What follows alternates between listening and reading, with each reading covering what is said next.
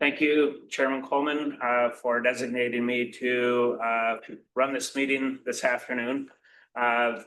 Welcome to those that are joining us online. Chairman Coleman has called the meeting to order. We do have roll call being passed around. So they're missing a nice building. yes, roll calls being passed around. Please sign that for payment or non-payment for this meeting. As you know, you do receive a per diem. And for those that are joining us online, if you do not want payment, please say aye. Aye. Aye.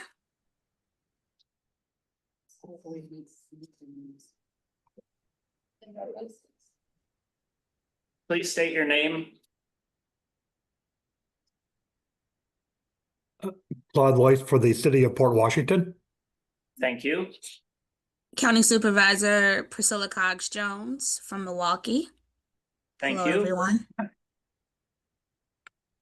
Thank you. Any others that do not want payment? State your name. Okay. That completes roll call. Thank you. On our agenda today is, we did roll call first. Chairperson's announcement of retirement as officer. So we have our chairman, Charles Coleman, that would like to say just a few words before I continue on with our agenda today. I don't know if you remember this, but a year or so ago, I was thinking about stopping.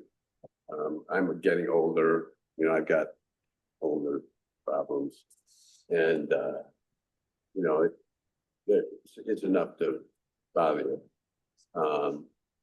But anyway, I remember, I don't know, I think he was there. We were talking about extending it. I think he said 2 years. So, but I think right now it's a better time for me to step down. I think things are going pretty well, but it's time for me to slow down on this. So that's that. In addition, you know, I may have made a mistake in here, but there was something going on in the group that was, people weren't perfect about everything. So what I'd like to do is have a house event where I can talk about what my experience was in doing this. And that would be good for the people that might think they want to do it. It's a lot more work than you think it's going to be because it takes time, a long time. Anyway, that's at my house after the meeting on the 18th. And it'll be probably an hour or maybe less. And you know, it's just me trying to get it out. It's not, there's no decisions in it. It's just an open thing I'd like to do for everybody. And I'm keeping the chair position through September, and that's really the only that event, and the meeting before it is the only part of that. But I'm really thankful that everybody allowed me to do this for as long as I did, and I tried pretty hard to make it right when I could. So that's that. Thanks. Mr. Chairman, Yes, go ahead, Commissioner Pitts. on behalf of the commission, I just like to thank Chairman Coleman for his leadership the last few years. And we all appreciate your effort and to make this commission as it is. So thank you very much on this behalf of this commission. Thank you very much for your dedication.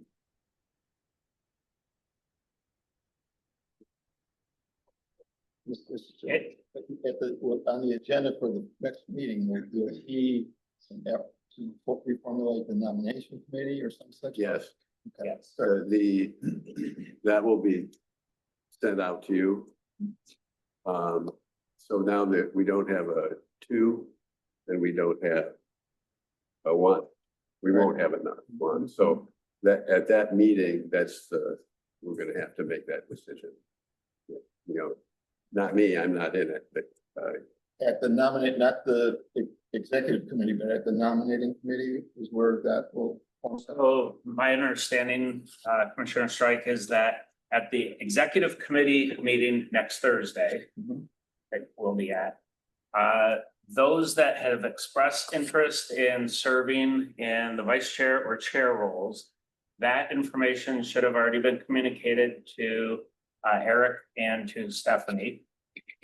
Those considerations and conversation amongst the executive committee will determine the interim election appointment of those 2 roles. They will fill a vacancy that goes from October to next December. Next December is when the nominating committee meets and selects the 4 officers for the next 2-year term. Did I say that correct? Executive director? Yes. Okay, so that's what will happen. So, as the chair of this meeting today, I want to thank all of those that have expressed interest. If you still have interest, send it to Stephanie and to Eric as the email instructed. I think you have until tomorrow, end of day tomorrow, to submit that. Anybody is welcome to do that. And then the conversation and the process through the executive committee next Thursday will occur. And find out where we are at that time. Thank you. Thanks for asking the question for purposes of clarification. As Chairman Pullman had stated, this is a very difficult time, and we will see him again. What he has offered, we'll talk about briefly in correspondence and announcements of a gathering at his Pullman Woods home. And so we'll talk very briefly about that. We'll send you the address and so forth. And that is not a meeting. That is just an informal gathering that he would like to host. Okay. Thank you. I'll move on to the next item on our agenda. I'll look up at the screen and make sure there's nobody that's got their hand raised. For those that are joining us via Zoom, if at any time that you would like to speak, click on the hand to speak or send a message. And we'll have staff monitoring the screen as well. That way we know you're participating and your voice is heard as we go through this agenda. I'd like to turn this over to Kenosha County Executive Samantha Kirkman. There you are. Welcome to the Pritzker Military Museum and Library. This was quite a sight as I pulled in to see. We're excited to hear more about this and turn this over to you to welcome us to Kenosha County. Well, thank you. And again, thank you so much for coming to the Pritzker Military Museum and Archives. It is a beautiful building here in Kenosha County. Over $250 million to build and construct this complex. And also Mission 94, which is a underground shooting range that is on the interstate. So I guess I'm gonna let them talk about the building first, and then I'll give just some other remarks. Hi, everyone. I'm Eden Jerome-Perlman. I'm the interim president of Pritzker Military Museum and Library. So I'm delighted to welcome you. When I hear people say, wow, I was I couldn't believe it when I got off the highway or when something like that. It's both but also such an opportunity, right? So now that you've been here and you've seen what we are, please tell all your friends, come often, join, visit our website. We always have programming going on. So I'm just delighted to have the opportunity to welcome you and showcase our amazing building. I know that some of you took a tour, probably saw some very cool behind the scenes, nooks and crannies. So that's always a lot of fun. So a little bit about the building and Colonel Pritzker's vision, and then I'm gonna get out your hair. So Colonel Jennifer Pritzker purchased 288 acres here. We essentially have the land from the highway past the farms. We do rent land. We have tenant farmers on the land. We have Mission 94. We have 2 homes. I know some of you know all about, so I won't bore you with the infrastructure that was created to make this land, usable for businesses. So that was sort of a really wonderful partnership for, I'll call it, it's so many names. We'll call it the Pritzker Organization and the Village of Summers. So the building you're in, we only opened, we have been open here just under 18 months. So we are still a little bit of a hidden gem, which I hope you will all help us with. The building itself is architecturally significant, a well-recognized building by Helmut Jahn architect. You may recognize the name. He was the architect of the very famous or infamous State of Illinois building. And he passed away actually at 82. He never saw the building completed. He was 82 and out riding his bike. Anyway, he didn't get to see the building completed, but we are certainly enjoying his design. Here at the museum, we have obviously exhibits up front and programming. We love to welcome our community guests. And then we also store archives and artifacts and tell the story of military history. So that's sort of the most basic. I don't want to take up all your time, but as I say, mostly we're just delighted to have you with us, and hope you enjoy the building and.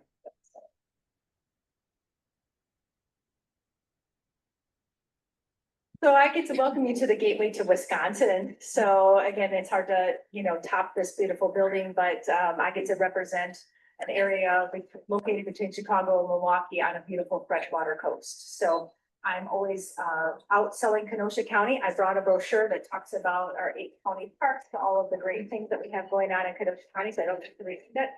And we have a long agenda today. But I do want to mention my friend Dave Geertsen, who is a village trustee for many years and serves with me on the county board here in the county. I know I saw Claude Lois up there, Nick, and we got a great group of people here gathered around the table. There are so many critically important issues.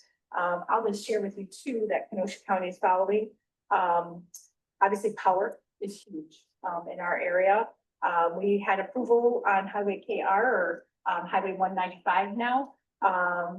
Build a 250 megawatt natural gas plant, but now there is another proposal to build a 1,200 megawatt natural gas facility someplace located either in Summers proper or Paris, Summers growth area, or the city of Kenosha, depending on what chunk of land the PSC decides to allow for that construction. It is helped. We can no longer hear the meeting. I thought it was me for a second. Yeah, we can't hear any audio on this side. Thank you. Because of that, just put it really close. Oh, that really closer? Okay, okay, so water, okay, so it's, you gotta talk right into it. So, anyhow, so water and power are the 2 things here in Kenosha County that I am, every day following, and so again, those are issues that you find important as part of sewer PAC and sewer PAC agreements. So anyhow, so thank you so much for the opportunity to be here. Anybody has any questions, feel free to reach out or can catch you later, and thank you very much.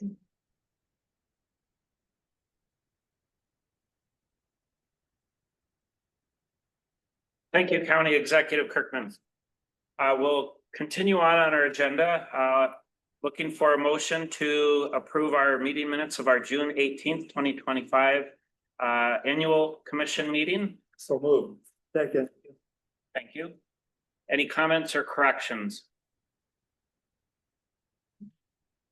Hearing none, then all in favor, please say aye. Aye. Opposed? Meeting minutes unanimously approved. We'll now move on to our consent agenda.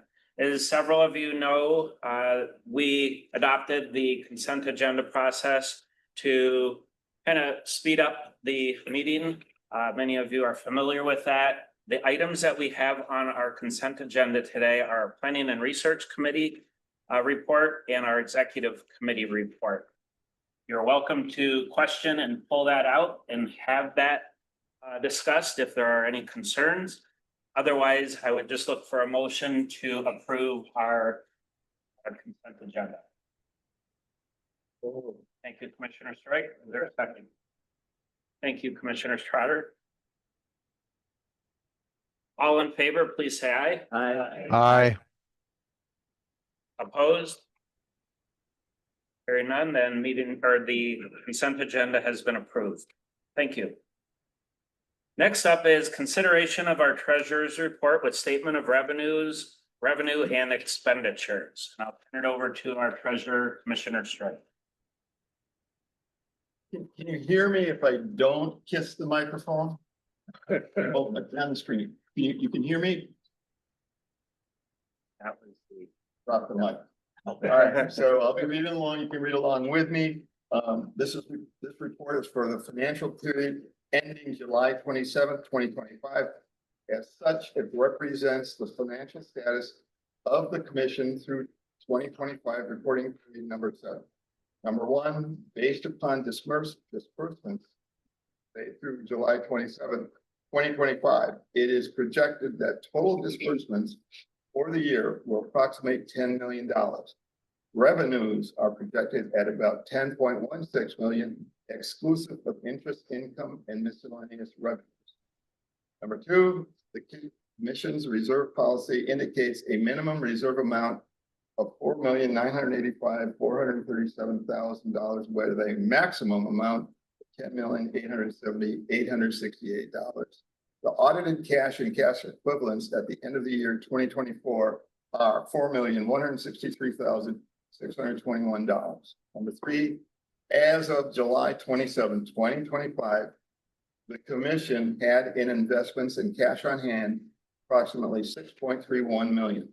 Just over $5.53 million were invested in the state of Wisconsin local government pooled investment fund. As of July 27, 2025, that fund is yielding 4.36%. Other funds are held in savings, checking, and certificate of deposit amounts at several banks. Mr. Chairman, that concludes my report. Don't drop the Thank mic. you. Any budget risks that we see for the remainder of the year? No. Thank you. Mr. Chairman, I move that we approve his report. Thank you, Commissioner Pitts. Second. Second, Commissioner Holt. Any other comments? Actions? Hearing none, then all in favor, please say aye. Aye. Opposed? Opposed? Hearing none, then the treasurer's report has been accepted. Thank you, Commissioner Strike.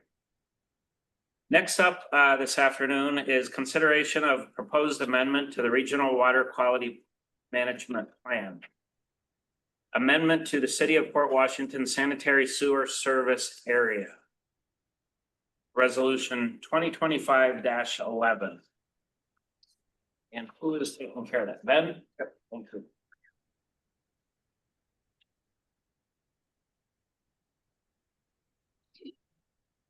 Thank you. I can provide a brief overview of this amendment to the City of Port Washington Sanitary Sewer Service Area. I will remind everybody that we did go over this in detail at our August 5th Planning and Research Committee meeting, so I'll cover this in less detail today. We did receive a request from the city for this amendment in February of this year to add acreage north of the existing sewer service area for the City of Port Washington, and that's shown on map 1, which is on, I believe, page 7 of your memo, which was distributed for the August 5th meeting, so hopefully everybody has that. If not, it's about a 674-acre site, again, directly north of the existing sanitary sewer service area and on I-43. The subject area does not actually contain any areas identified as primary environmental corridor or secondary environmental corridor or isolated natural resource area with lowland portions. So primary environmental corridors and secondary environmental corridors and INRAs with lowland portions, the areas that we identify in our sewer service area plans that should not be served by public sewer for urban development. There are none of those types of areas in this acreage to be added. I'll move on to page 2. One of the other highlights that we talked about was a wastewater treatment plant capacity. What we did identify as basically a planning number from the city based on their existing industrial uses within the city, and this whole area is identified to be industrial use in the comprehensive plan, which is what we rely on. Obviously, it is proposed to be a data center within that area. We did identify, based on really prior industrial use in the city of Port Washington, 0.50 million gallons a day being treated at a wastewater treatment plant from this area. The actual data center, we are told by city staff and consultants that are on this call, would be significantly less, but for a planning number, that's what we use. If that were to move forward, there would be reaching 75% of plant capacity design. So we did recommend that the city initiate facility planning to accommodate future anticipated growth. And in our numbers, we did include known residential development, I think 4 or 5 sites that will be coming online relatively soon. At the bottom of page 2, public reaction to the plan amendment. There was a required public hearing on June 17th, and there were no objections to this proposed amendment expressed at that hearing. Following the hearing, the Common Council did adopt this amendment to their sewer service plan. Concluding recommendations: consistency with the items that we always highlight, consistency with the regional land use plan, consistent with population projections. There will be no added population actually in this amendment, consistency with the water quality management plan, that wastewater should be treated at the Port Washington treatment plant, which is what will happen here. Consistency with chapter NR 121 of the Wisconsin Administrative Code. Again, we're in line with our population projections, and there are no environmental constraints based on what we look at and incorporate into these plans, again, being the primary environmental corridors and lowland portions of the secondary corridors and isolated natural resource areas. Consistency with procedural requirements. The public hearing was held, of course, and the city did adopt this. So given that, it is recommended that the commission formally amend the sanitary sewer service area as documented in the staff memorandum provided. And in addition, it is also recommended that the Department of Natural Resources approve the sewer service area amendment and transmit it to the EPA. So those are my remarks. Are there any questions? Go ahead. I would make a motion to approve resolution 2025-11. Thank you, Commissioner Johnson. Is there a second? I'll second. Thank you. Any further comment before we take a vote? Okay, all those in favor for adoption of this amendment, please say aye. Aye. Aye. Opposed? Hearing and seeing none, then the amendment has been approved unanimously. And you can pass the mic.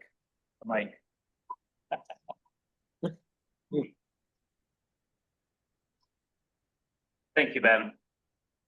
Next up on our agenda is consideration of the proposed amendment to the Regional Water Quality Management Plan. This one is an amendment to the Village of Germantown Sanitary Sewer Service Area. And that one is 2025-12, your blue copy. Here you go, Ben. Thank you.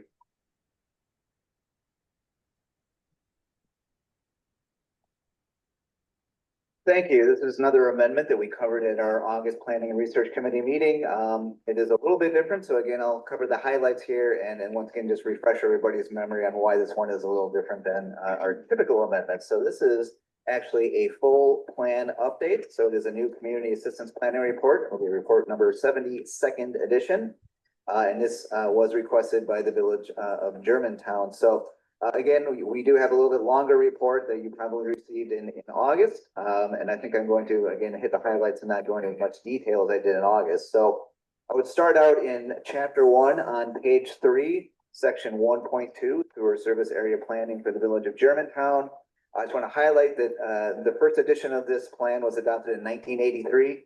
So it is pretty dated, and that is one of the reasons that we're doing a full update of the plan. And one of the major differences between a full update of a plan and an amendment, we're adding an area to an existing sanitary sewer service area. In a full plan update, we're often adding, and in this case, actually subtracting a few areas, but also looking at the existing sewer service area and in particular, updating the environmental features across the entire sewer service area, not just the area to be added. So that's one of the major differences. This was requested in 2023, and staff did extensive work with the village of Germantown staff to determine exactly where the new boundary of this sanitary sewer service area should be. Moving ahead to chapter 2, which is on page 9 of the report that you had received. Again, just hit a few highlights on page 9, section 2.2, currently adopted Germantown sanitary sewer service area is shown on map 2.1. Map 2.1 is on page 21 of your report. What that map shows is the existing sewer area, sanitary sewer service area, that's in light blue. It is also showing the areas to be added. The areas to be added are in brown. The largest areas to the north of the existing area. The development there, based on comprehensive plan, is likely to be a range of residential development, mixed use development, and industrial development. There are 2 other smaller areas to be added on the north side of the village. Those would both be, again, in brown and would be single family development under the comprehensive plan. And there are also a few other smaller areas on the western portion of the village. One of those would be mixed use or multifamily, mixed use and multifamily, I believe, under the comprehensive plan. And then along Landon Road, potential commercial development and a business park. We did have significant discussion about the areas to be removed. Those are shown in red. Just as a refresher on those, the area that's on the western portion of the village is actually 2 existing relatively new subdivisions. They were not developed and with public sewer service. They do have private on-site service, so the village is not expecting to serve those areas in the next 20 years. Therefore, they should be removed from the sewer service area. The red area to the north, just north of County Highway F, that is mostly ag land and some environmentally significant land. And again, the village does not envision serving that within the next 20 years. That's why that will be removed from the sewer service area. Moving on to page 10 of your report, section 2.4, proposed revised Germantown sanitary sewer service area. That is shown on map 2.2, which is on page 22 of your report. So this map is showing a few important things. One of those is where existing sewer service is within the village. That is in dark blue. Areas that are in a plan or proposed plan sewer service area that are not yet served by sewer, those are the light blue. And then very importantly, the areas in dark green, those are the primary environmental corridors. So not only are we identifying those and the areas to be added, but we're updating that information in the existing sanitary sewer service area. Those are in dark green, and again, those are areas that are not eligible to be served for urban development by public sewer. The areas in brown are the lowland portions of the secondary environmental corridor and isolated natural resource area, and again, those areas should not be served either. The adjacent map on the next page, map 2.3 on page 23, shows areas that did not actually score enough to be in a primary environmental corridor or secondary corridor or isolated natural resource area, but we are adding those to the planned area because they're basically their floodplains. So likely they would have enough points if they're not developed and in the future. So we would add those to the primary environmental corridor and the lowland portions of the other corridors. That's what's shown on map 2.3. Then on the following page, on page 24, is a map that just shows kind of a diagram of a whole series of maps where we show in much more detail the information on map 2.2. So I won't go through that whole series, but that is there for your information. Moving on to page 11, population within the proposed sewer service area. Again, we're consistent with Vision 2050. Bottom of page 11, environmentally significant lands within the proposed sewer service area. And on the next page is restrictions on sewer development. I just explained all those through the map. So I'll move on, I think, to section 2.6, which we discussed somewhat again in detail at our last committee meeting. That's on page 14. So this talks about the wastewater treatment plant capacity and Germantown, and actually a portion of Richfield, which is within the Germantown sewer service area, which was our last amendment to this plan in 2023. This is all served by MMSD in the district. The area proposed to be added to the planned sewer service area would be tributary to sewer shed GE 3004. That combines all Germantown and Richfield sewer sheds into the district's Metropolitan Interceptor Sewer, or MIS. What was done in concert with this plan update was a facility plan by the Village of Germantown and a consultant. That facility plan did show the need to upgrade 4 existing pump stations. 2 of those are a high priority, being the Main Street pump station and the Old Farm pump station. So the district staff have confirmed that there is sufficient available capacity in the MIS to serve this additional development. However, with full build out, there will be 90% of their peak hourly flow allocation through the district connection. So the village will be coordinating in the future with the district to make sure there's not a hold on further development later in the future. On page 15, section 2.7, public reaction to the plan amendment. We talked about this in detail at the last meeting too, but as a reminder, there were 2 comments that were received from the public during our public hearing, which was held on July 24th with the village, of course, at the village hall. Those 2 residents weren't necessarily against the plan amendment or objecting to the plan amendment, but they were providing comment that completing neighborhood or master plans related to refining the 2050 village comprehensive plan might be desirable before updating the sanitary sewer service area plan. And I would say that developing that neighborhood plans or master plans is a recommendation of the commission as well when a community adopts a comprehensive plan. However, for the purposes of this planning, the detail that we need is actually in the comprehensive plan. Following those comments, the village board did approve this plan update. And again, that was on July 21st. That brings us on page 16 to our concluding recommendation. Again, consistency with regional plans. We're within our population projection, and wastewater from Germantown and Richfield should be treated in the district sewage system.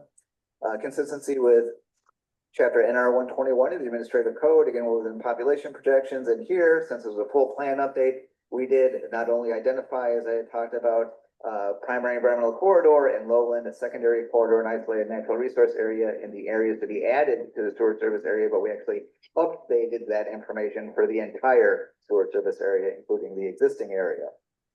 Consistency with procedural requirements, as I had talked about, the public hearing was held, and the village did approve this. So given that, it is recommended that the commission formally amend the Village of Germantown Sanitary Sewer Service Area as documented in this community assistance report. It's report number 70, edition, 2nd edition, and as well as recommended that the DNR approve this and transmit it to. So those are my comments. If there's any questions. I have a Thank you, Ben. Go ahead. Commissioner Johnson has a question.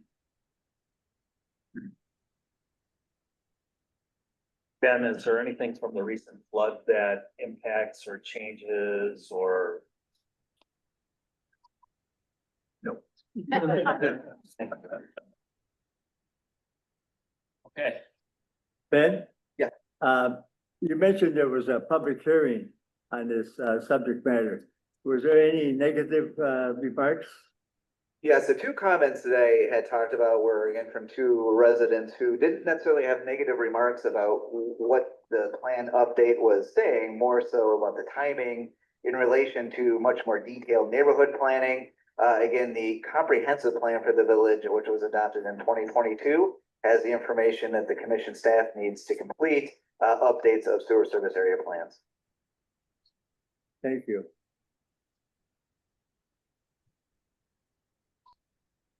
thank you, Ben. Any other comments? Or I seek a motion? Is there a motion to approve the amendment? Move to approve. Second. I'll get you the second, Commissioner Holloway. Any further comment? Hearing and seeing none, and all in favor, please say aye. Aye. Aye. Opposed? Motion unanimously approved. Thank you. We'll now move on to item 9, which is consideration and review of an amendment to the Vision 2050 Regional Land Use and Transportation Plan for Southeastern Wisconsin, which is a reconstruction and widening from 2 to 4 traffic lanes of the segment of County Highway K, Lisbon Road between County Highway JK, Lindale Road, and Brookfield Road. This is resolution 2025-13, the gray copy. Ben, Craig, or Chris. All right, I'll try to keep my my presentation very brief. This was also presented at the Planning and Research Committee meeting on August 5th, and there was a memo provided then that hopefully you all still have at some point. But basically, this amendment is coming out of more detailed analysis that Waukesha County has done as they were doing a preliminary engineering study based on forecasts that the commission provided. The Planning and Research Committee recommended approval of this project. And because this is coming out of more detailed analysis, keeping in mind that Vision 2050 is a system level analysis as communities move from our long range plan into preliminary engineering design, sometimes plan recommendations can change based on more detailed information. It would be appropriate to reconsider this as an amendment to the plan. So I'll just keep it brief with that. Any questions? Yes. Just a comment, you know, with this plan, it increases the safety concerns on that road. You know, they're adding roundabouts and they're gonna have no left-hand turns and driveways. And it's a heavy traffic road. So it'll be a little inconvenient for people making no left-hand turns in their driveway, but with the heavy truck traffic, and it's gonna make it a lot safer. Thank you. Pass the mic back to Mike.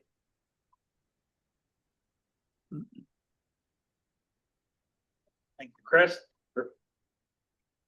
Okay, is there a motion? So moved. Thank you, and on Zoom, Commissioner Decker is a second. Thank you. Correct. Any further comment? And all in favor, please say aye. Aye. Aye. Opposed? Unanimously approved. Thank you. Next up is a review and consideration of our Transportation Improvement Program amendments. That is 2025-10, your green copy, and it looks like we have Chris presenting this as well. Yes, and I do have a revised set of materials. So handy chat. Basically, late last week, WISDOT requested an additional amendment be considered. So the packet of materials that I'm handing around has just one more project in it to fund about $2.5 million of the Hiawatha's operating with $2 million of CMAQ funding that is being made available through redistribution money from the federal government. And so other than that, the materials are exactly the same. We've just included that single project for WISDOT. That project was consistent with our long range plan. It's on the back page, project number 014258084. I'm sorry, second to last page, page 4. And we sent that project out to the advisory committees for the Milwaukee, Kenosha, and Racine urbanized areas late last week, and we've gotten votes back in favor. Nobody opposing that as well, just like the other amendments. We've had no opposition to any projects at this point. So if there are any other questions about the projects or the tip amendments that you have, I'll entertain them.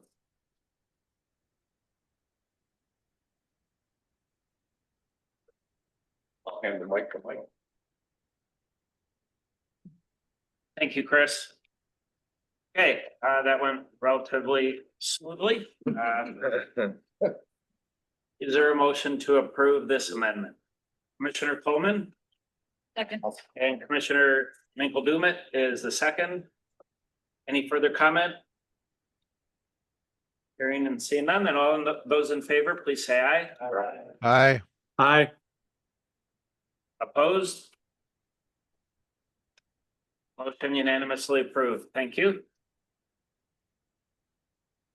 Next up on our agenda is a very important topic, and we have brought in our attorney to assist us with this.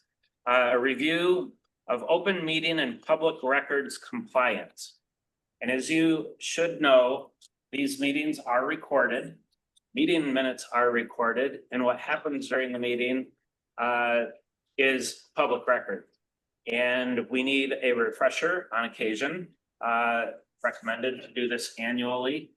Many of us are elected officials as well, so we're familiar with open records requests.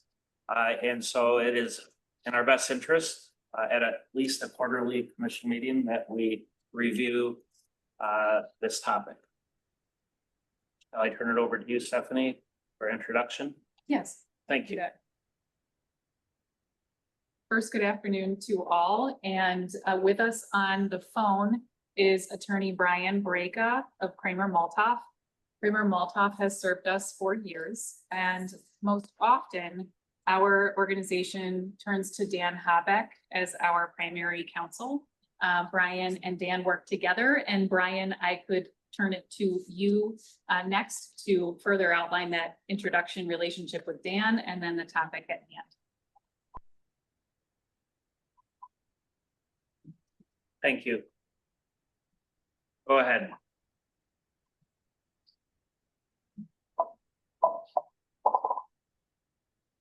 He is there.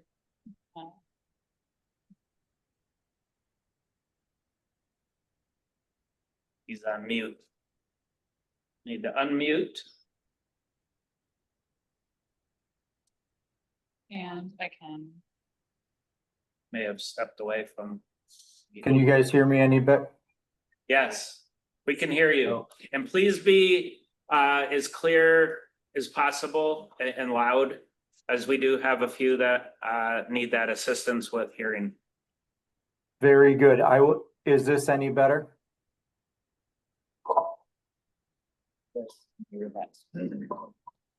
That's there you go. Okay, can you please speak again? Yes. Is this any better? How is that, Commissioner Paul? You can hear? You just lay it right next to it. Just lay I've it. also joined by phone. I thought that may have been a louder, more clear version, but I don't know if there's a way to connect me on the phone. You do sound good. Just keep it that tone or a little bit more and we're good. Thank you. You got it. All right. So my background is I've been practicing law for 23 years at the law firm of Kramer Maltoff. And as Stephanie mentioned, one of my partners, Dan Habeck, has represented the commission for years, even before my involvement. I recently have been providing guidance on the areas of public records compliance and to some extent open meetings. That is where I've been asked to present briefly today with an overview of the open meetings law and public records law. And most importantly, the resources that are available not only to me, but also you as commissioners on both of those topics. So on your screen, if you're online, Justin and Stephanie, I believe, are sharing the Wisconsin Public Records Law Compliance Guide. This compliance guide, along with a nearly identical, or at least in form, open meetings law guide, is published by the Office of Open Government Division of the Wisconsin Department of Justice. And these guides are updated on a fairly regular basis to take into account not just changes in law from court decisions, but also the mechanisms in which we communicate, in which we conduct our meetings, and how we submit open records requests. So I would encourage you to refer to these guides, maybe now, if it's been a couple years. It'll be boring, but read through the 40 pages, and if you see a topic jump out at you, spend a little bit more time on it. But otherwise, if a specific issue pops up, these two guides are excellent resources instead of having to go back to the specific statutory language of the Wisconsin Statute, Chapter 19. I'm not gonna, you guys have been doing a great job in running an efficient meeting. I'm trying not to slow you down. I will not go through specific requests or issues or provide legal opinions at this time. But a couple things in preparing for this meeting and other conversations I have with clients, I always like to point out a few things. Number one is for the public records, I would encourage you to be careful if you communicate by email. Number one, what email account you are using for commission business. And number two, if you're using commission email accounts, that you also try not to blur the line between personal and commission business, because that can possibly be subject to disclosure in response to an open records request. Not necessarily, and not every time. There is recognized by the courts and the statutes a distinction between purely personal matters and open government matters. But the cleanest way to do it is to use a business, or in this case, commission email account, so that if a records request comes in, please produce any and all emails where you discussed I'll look back at your agenda. Item number 7, consideration of the proposed amendment for regional water quality management plan. If you're using commission email accounts, it is much easier to respond accurately to that request and not risk blurring the line between personal and work. The second item I generally point out for public records is to have a process in place. The commission does. I did not draft it. I've reviewed it. I believe it does an excellent job of providing the framework for how to respond to each open records request that comes in. And it will not give you the answer to how to respond to each request, but it will at least guide you in the right direction along with the compliance guides. As it relates to open meetings, similar to my point about the email accounts, for electronic communication with open meetings, we have to be very careful. So, for example, for today's agenda, it's my understanding it was circulated to all of us via email and sent to all commissioners on the same email. You need to be careful not to reply all or forward a message involving items that need to be discussed at the open meeting. And this specific topic is addressed at page 11 of the open meetings compliance guide. So again, I'm not gonna go there, read it to you, but if you have time or if Justin's going there, you can see page 11 carried over onto page 12 goes through a summary of electronic communications and the dangers with a reply all or a forward in resulting in a violation of the open meetings law, because it can be interpreted as either a discussion or decision being made that should be made in an open meeting. So that's all I have. Again, I don't believe it's a beneficial use of our time, because if we tried to address every topic, it would take hours and hours and hours. But I did want to provide this brief update, encourage you to bookmark if you use the internet and familiar with bookmarking. Bookmark these two guides. You can search them through the PDF with a buzzword. So if you go right now and you search personal email, it's easy to find the topic you are looking for. And that's all I have for now. Thank you for your time. Thank you, Brian.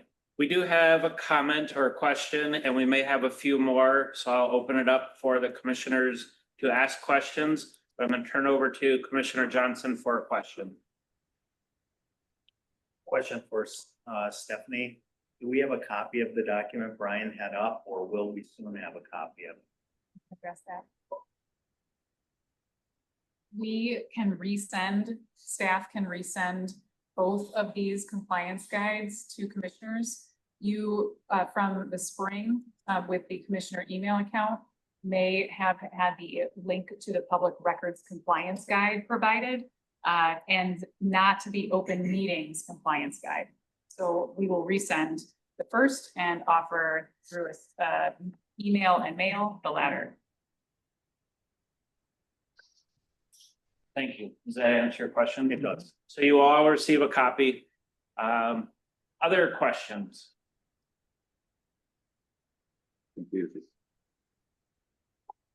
I guess bottom line, as an elected official and being on Waukesha County Board for the past 14 years, this has been very beneficial from Waukesha County sharing this. So I am very familiar with open meetings requests and how to conduct yourself at meetings and through electronic communication. And you need to be very careful because it can be very dangerous. The trouble that we can get into as an organization, the reputation, your personal reputation, your personal employment, all of that can be affected through an opens meetings request for documentation, electronic communications, and so forth. And we have had open meetings requests of documents, as you are aware. And I'll just point out that this is a result of one of those requests that we had an information packet sent to all commissioners of a summary of what was requested as well. Again, I can't caution you enough about this. And if you have any questions, contact our chair of the commission or the executive director. And then if we need to, we can also reach out to the attorney and for clarification. So it's up to you to be careful, and it's also up to you to ask questions. Can't emphasize that enough. Again, thank you, Attorney Breczka, for your presentation, and thank you for joining us today. You're welcome. Thank you for having me. Thank you. Next item is a review of our commissioner email account transition, and I'll turn this over to Stephanie. I will say a brief introduction and then turn it to Justin Kendall to walk us through the instructions that you previously received from staff this spring.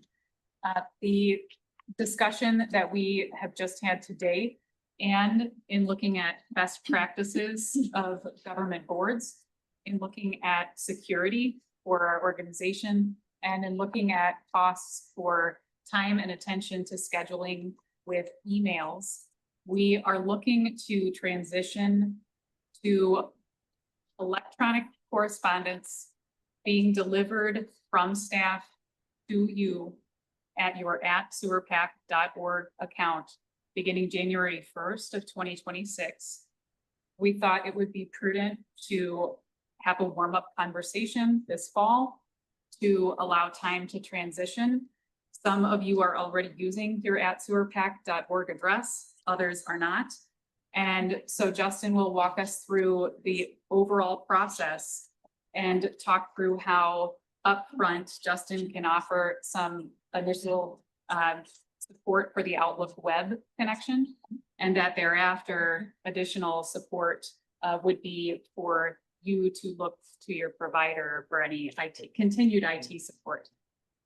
So that is our intended process and the timeline, and I will turn it over to Justin for more. Yeah, thank you. Thank you, Stephanie. So I'm just going to do a quick walkthrough of the initial setup using the web-based client. More information can be provided as we get closer to the time frame or when you reach out to get the email account set up. The accounts are already set up and I have specific passwords set up for everybody. So you'll get an initial password. Upon the initial login, which I'll walk you through here, it will request that you change the password. And for an additional level of security, we also use multi-factor authentication. If you're not familiar with it, almost every banking institution, financial institution, government organization are already utilizing it. We as an agency currently, have been using it for the past several years. So after the initial setup, you will need to set this up as well. There's two methods that you can use for the additional level of authentication amongst your password. It's either using a Microsoft application, which you can install on your phone, and you can authenticate that way, or you can have it call you. So if you have a smartphone and you prefer not to have an application on your phone, it can be set up to call you as well, but I'll walk you through the steps on screen. I'm going to try and type and talk at the same time, so we'll see how this goes. All right.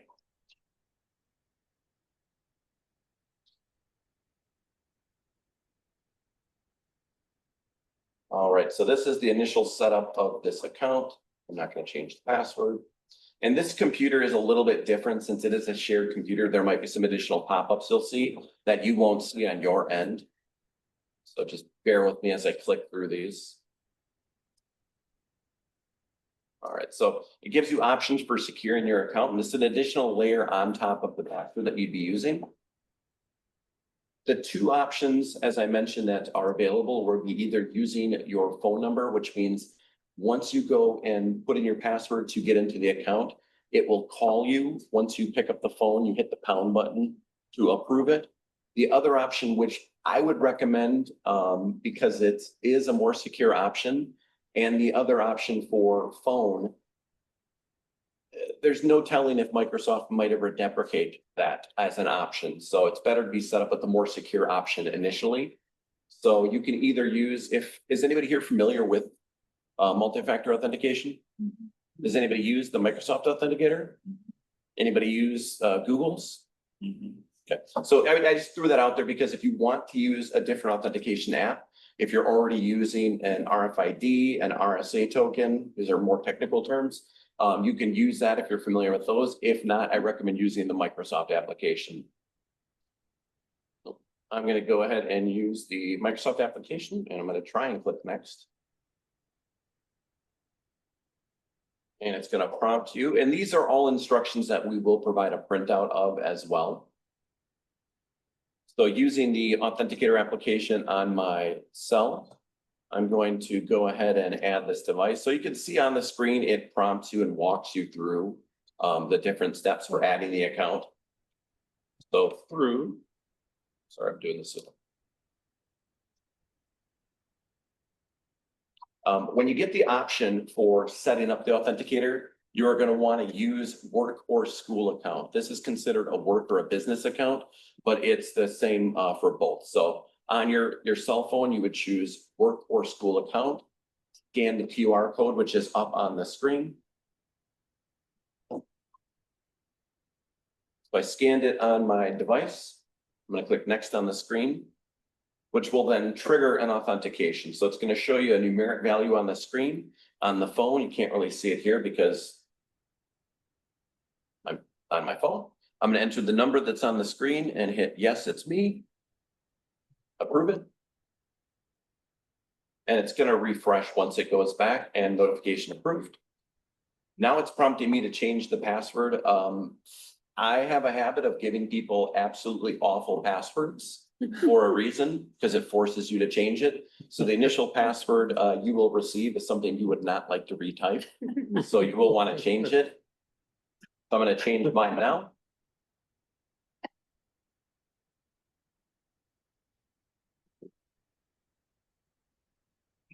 Ooh. This is not.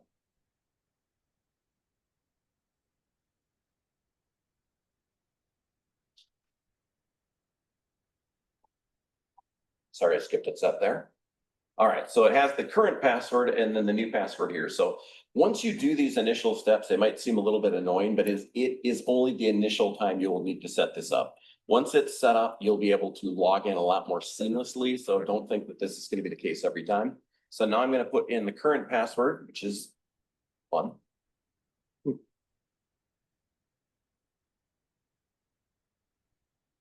And then I'm going to put in a new password.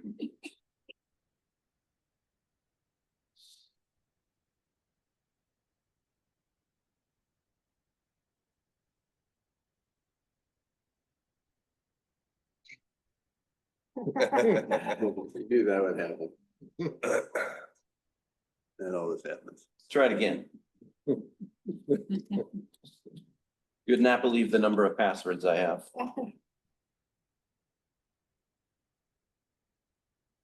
All right, so I updated the password from one awful one to another. And then it takes us into the email. So email is.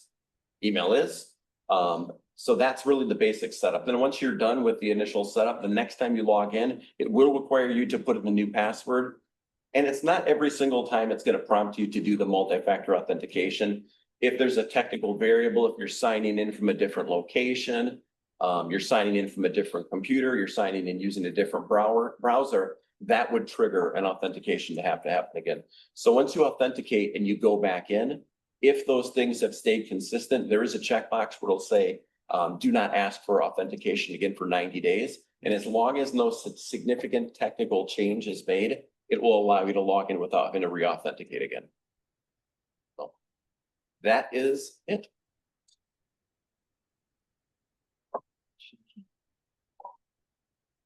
Thank you. You're gonna send this, right? Send it. Thank you, Justin. Go.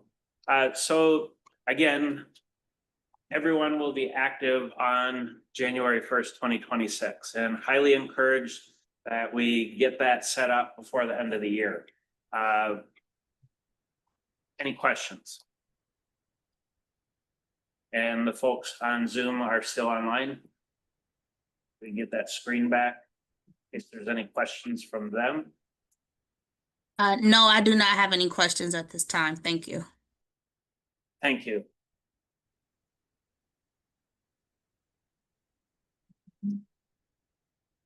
There you go. Very good. Okay. Moving right along. The next item is correspondence and announcements, and Stephanie has a few announcements and correspondence, and she'll pass it over to me to finish that up. Thank you, Mr. Chair. The first announcement is regarding the first agenda item.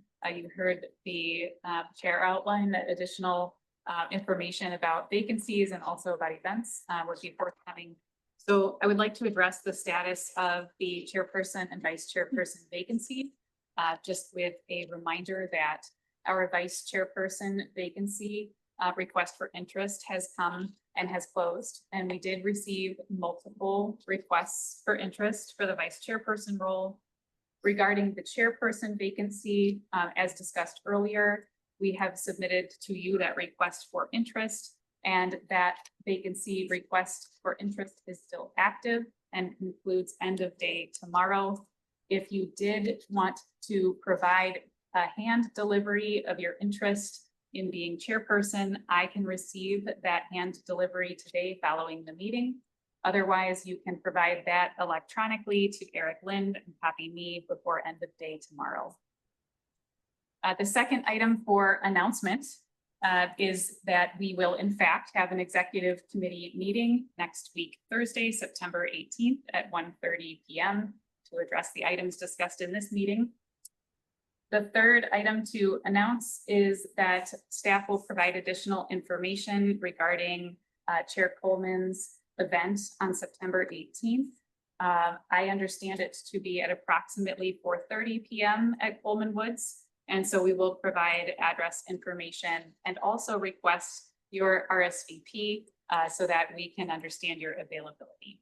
That will be forthcoming. I will turn it over to our acting chair. Thank you, Stephanie.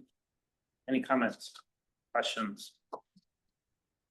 Okay, with that, my understanding is Commissioner Nipper, Mary Nipper, is leaving the commission. Yes, today's my last day. And we want to thank you for your service to the commission. I've known you many, many years. And we have record of your service, which was an appointment on April 5th, 2019. It was a 6-year term that expired September 15th, 2025. So yes, this is your last meeting. It was a joint appointment by Governor Tony Evers and Walworth County. And you had succeeded Charles Coleman. Yes. You had served on our Planning and Research Committee from 2019 to current, and I appreciate that as I'm chair of that committee. So with that, we'd like to present to you a plaque in sincere appreciation of your service as a member of the commission representing Walworth County from 2019 to 2025. During her tenure on the commission, Ms. Nipper served as a faithful member of the Planning and Research Committee, devoting many hours of work to the commission, the region, and the state, and always in selfless service to the public good. This is signed by Charles Coleman and myself as secretary, and it is presented to you today. And we sincerely thank you for your service to Sewer PAC. Thank you.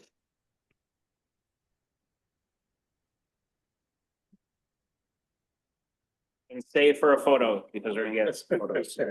It's been a great 6 years. A lot of people, I don't know if you get it too, but I got, what is Sewer PAC do here? And so now they know. As town chairman for Delavan, I've had the unique opportunity of using that role to talk about Sewer PAC as a resource, what we do, what's happening in the other 6 counties. And in particular, we are a lake-based town. We have Delavan Lake, second largest one in Walworth County. It's not always in trouble, but it makes the news a lot. And as a result, Sewer PAC has played a major role, at least since 2002, when they did the first lake management plan. You have one on your table now to do an update after all these years for another lake management plan. And so I won't lose touch because I'll have plenty to say about the lake management plan, I'm sure. And my goal as I leave Sewer PAC is to continue to make others aware of what we do here, what we offer, and the tremendous resources we have available.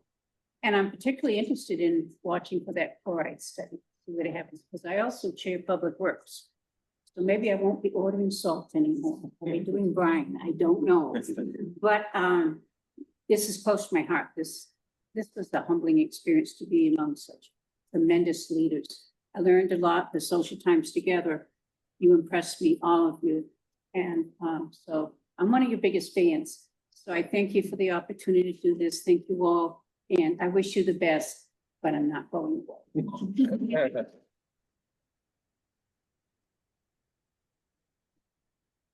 Thank you. Again, congratulations on your service, and we appreciate all that you've provided Sewer PAC, your expertise and your leadership.